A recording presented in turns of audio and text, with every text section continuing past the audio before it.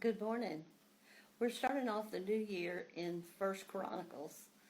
Have you ever read so many names and tried to pronounce them? In chapter 6, that's our spotlight for today.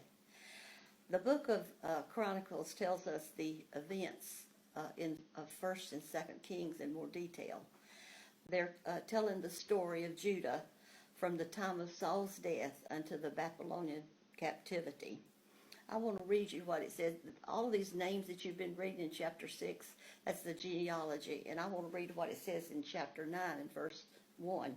It says, So all Israel were reckoned by genealogies, and behold, they were written in the book of the kings of Israel and Judah, who were carried away to Babylon for their transgressions.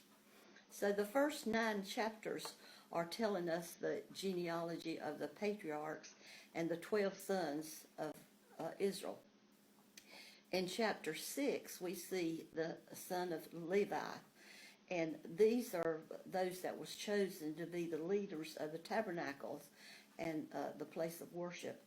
And I want to read chapter 6, a few verses, just verses 48 and 49.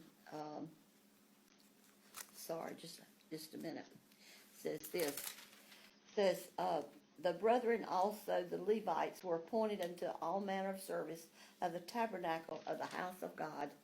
But Aaron and his sons offered upon the altar of the burnt offerings and on the altar of incense, and were appointed for all the work and the place most holy, and to make an atonement for Israel according to all that Moses, the servant of God, had commanded. So the reason I read that, I wanted you to see that it was Aaron and the Levite tribe that was chosen to do the holy work, the work in the temple. They were chosen to be the priest and the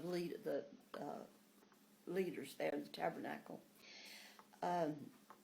They offered the sacrifices according to God's word, and it talks about the high priest. They were to be the high priest. But today, we do not have a high priest. Jesus is our high priest. The high priest in the Old Testament could only go into the Holy of Holies once a year to make an atonement for their own sins first and then for the sins of the people. So today, Jesus is our high priest. And I want to read you what it says over in the book of Hebrews, chapter 7. And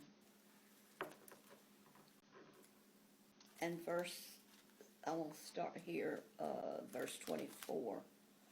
And I had that a while ago. It says, But this man, talking about Jesus, because he continued ever, hath an unchangeable priesthood, wherefore he is able to save them to the uttermost that come unto him by God, seeing he ever liveth to make intercession for them. For such a high priest became us, who is holy, harmless, undefiled, separate from sinners, and made higher than the heavens, who needeth not daily, as those high priests of the Old Testament, to offer up sacrifice, first for his own sins and then for the people's sin, but he did once, talking about Jesus, once offered himself up. For the law maketh men high priests which have infirmities, but the word of the oath, which was since the law, maketh a son who is consecrated forever. So Jesus is our high priest today. We don't have a high priest like they did in the Old Testament.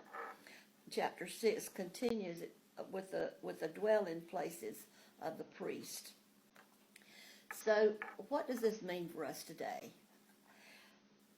We can be thankful that Jesus is our high priest, that he came and died for us, that we don't have to take sacrifices, the animals like they did in the Old Testament.